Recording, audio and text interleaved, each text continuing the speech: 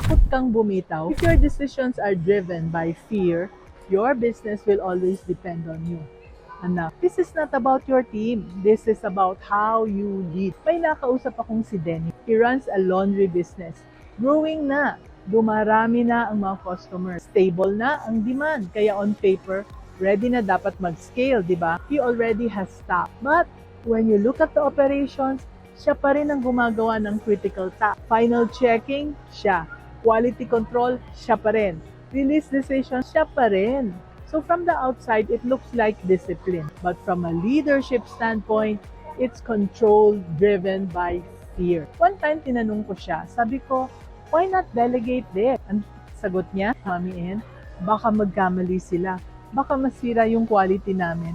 Baka magka-problema. Valid naman ang concerns niya. Pero ito yung strategic issue. Fear is not a system. And anything that is not system-based can never scale. So instead of removing himself from the process, he stayed inside it. At habang nandun siya, hindi gumagalaw ang business nang wala siya. Anak, growth requires structure, not control. So here is the framework. Standard to system, to owner, to control point. Define what tama looks like. Build a repeatable process. Assign clear ownership. Set where you step in and where you don't. Yun ang leadership. Kaya, the lesson, if your business cannot run without you, hindi ibig sabihin mahina ang team mo ha.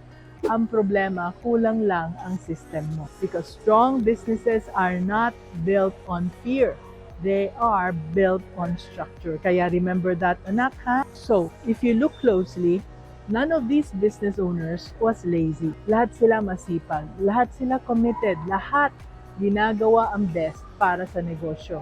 So, bakit sila napagod? Bakit sila na-stuck? Kasi sobrang hawak nila. And here is the truth most entrepreneurs don't see right away. A business that depends on you will always be limited by you. Hindi ka pwedeng mag-grow kung ikaw lang ang gumagawa ng lahat. Hindi ka rin gagaan kung ikaw ang sentro ng bawat desisyon. At lalong hindi ka magiging malaya kung hindi ka marunong bumitaw. And that's why the real goal is not just to work hard. Hindi lang masipag. It's to move from masipag to marunong, to maayos, to malaya. Pero anak, minsan, kahit alam mo na ito, mahirap pa rin makita kung saan ka magsisimula, di ba?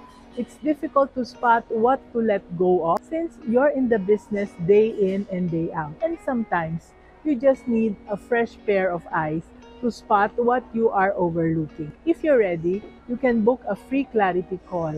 Nasa comments ang link. Remember this, anak, ha? Masipag is not the goal. Maayos is. Kaya, let's be business-minded Pinoy. May team ka na, pero ikaw pa rin ang kailangan sa lahat. Anak, hindi yan team. That's just a group of people waiting for your next instruction. Team na Marunong is a 90-day guided program designed for business owners like you who already have a team, pero gusto ng may structure, accountability, at consistency na hindi ka na laging kailangan pumasok sa picture. Week by week, you will build a team that is stable, proactive, at saka self-driven. Kahit wala ka sa tabi nila, hindi mo kailangan ng bagong team. Kailangan mo lang ng tamang sistema para sa team na meron ka na. Enroll now, anak, ha? The link is in the comment section.